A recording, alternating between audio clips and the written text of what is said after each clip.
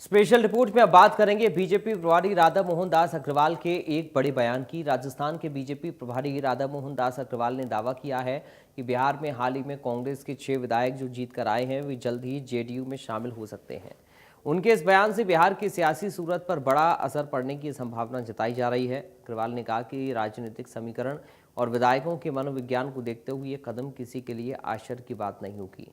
बिहार में पिछले विधानसभा चुनाव के बाद से ही कई छोटे बड़े राजनीतिक बदलाव देखने को मिले हैं।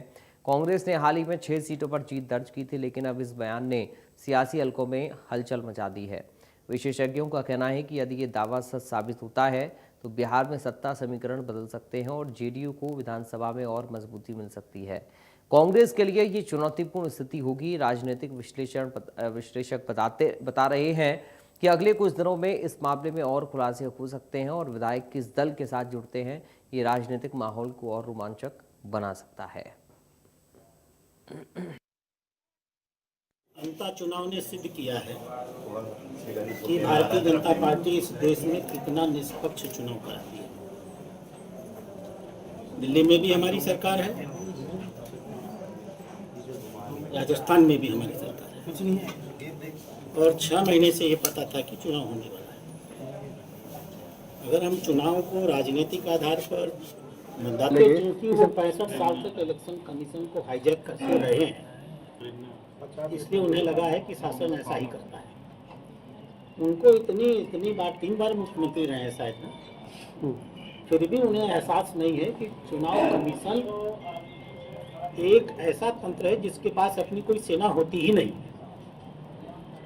चुनाव कमीशन दिल्ली में नीतिगत निर्णय लेता है, जमीन पर उस पर कार्रवाई करने का काम बीएलओ का होता है, एसडीएम का होता है, डीएम का होता है, प्रदेश के मुख्य निर्वाचन अधिकारी का होता है, जो प्रदेश का ही एक आईएएस अधिकारी होता है और उसकी नियुक्ति भी प्रदेश सरकार ही करती है।